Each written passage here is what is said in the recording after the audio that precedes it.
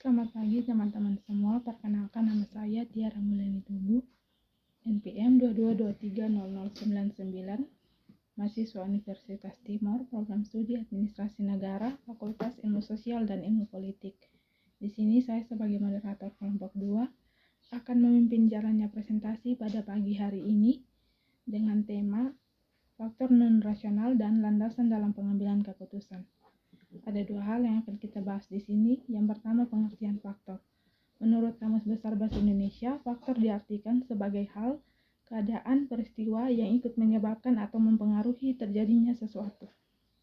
Dalam konteks yang lebih luas, faktor dapat mencakup berbagai elemen yang berkontribusi terhadap hasil atau fenomena tertentu. Jenis-jenis faktor yaitu faktor internal, faktor eksternal, dan faktor kombinasi. Yang kedua, pengertian non-rasional. Dalam Kamus Besar Bahasa Indonesia, tidak ada entry untuk non-rasional. Namun, kata irasional adalah lawan kata dari rasional, yang berarti bertentangan dengan logika, pikiran yang sehat atau akal. Jadi, secara umum, non-rasional berarti sesuatu yang tidak berdasarkan pikiran dan pertimbangan yang logis, tidak sesuai dengan akal sehat, atau tidak cocok dengan pemikiran yang logis.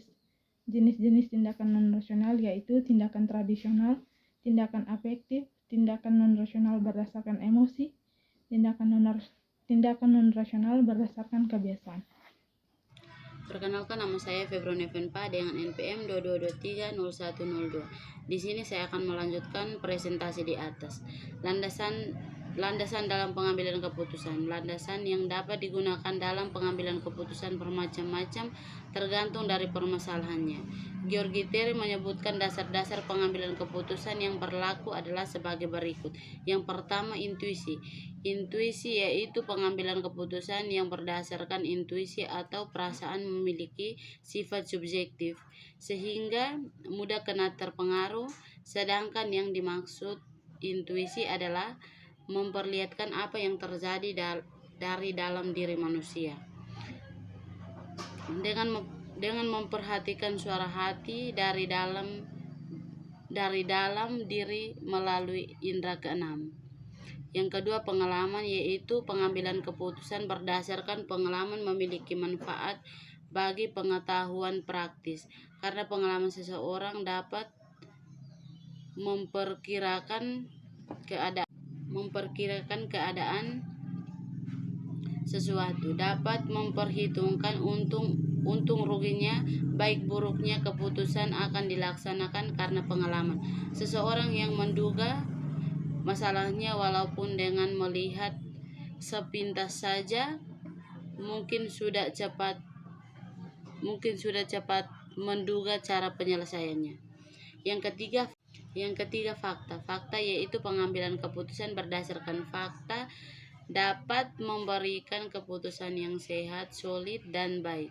Dengan fakta, maka tingkatkan kepercayaan terhadap pengambilan keputusan dapat lebih tinggi sehingga orang cepat menerimanya dengan ikhlas. Yang keempat, wewenang, yaitu pengambilan keputusan berdasarkan wewenang biasanya dilakukan oleh pimpinan terhadap bawahannya atau orang yang lebih tinggi kedudukannya kepada orang yang lebih rendah kedudukannya. Yang kelima, rasional. Rasional yaitu keputusan yang diambil bersifat objektif, logis, lebih transparan, konsisten untuk memaksimalkan hasil atau nilai dalam batas kendala tertentu sehingga dapat dikatakan mendekati kebenaran atau sesuai dengan apa yang diinginkan. Baik, perkenalkan, nama saya Mario Diana Amsikan dengan NPM 22230134. Di sini saya akan melanjutkan presentasi tentang pengaruh faktor non-rasional terhadap pengambilan keputusan. Faktor non-rasional memiliki pengaruh signifikan terhadap landasan pengambilan keputusan.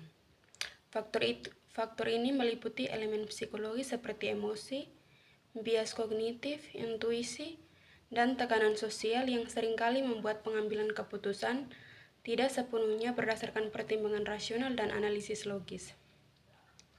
Pengaruh faktor non-rasional antara lain Yang pertama, emosi.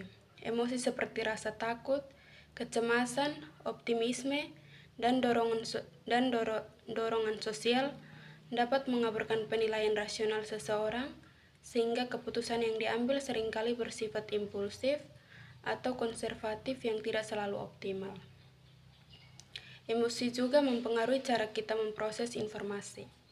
Ketika kita berada dalam kondisi emosional yang intens, kita cenderung memusatkan perhatian kita pada aspek-aspek tertentu dan situasi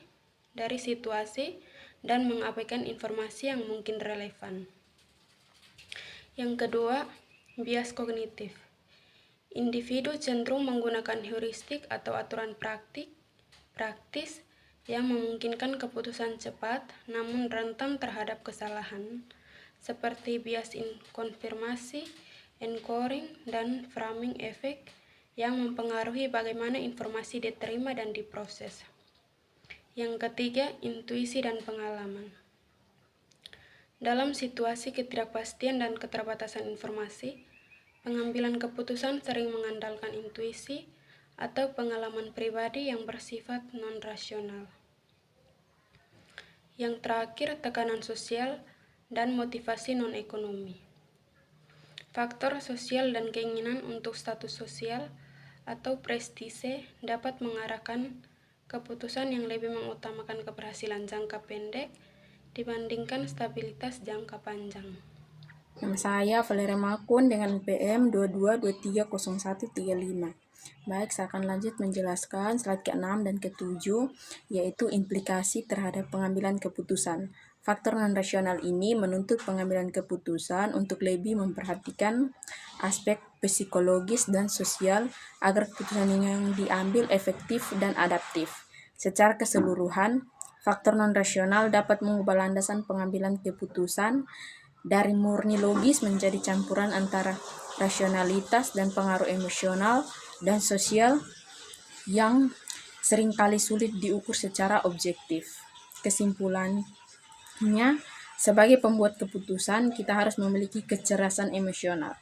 Kecerdasan emosional memiliki peran penting dalam pengambilan keputusan karena memungkinkan individu untuk memahami, mengenali, mengendalikan, dan mengelola emosi baik dalam diri sendiri maupun orang lain. Peran kecerdasan emosional dalam pengambilan keputusan yaitu meningkatkan penilaian risiko, kontrol emosi, motivasi, dan kinerja profesional, efektivitas pengambilan keputusan individual, pengelolaan hubungan, dan suasana emosional tim.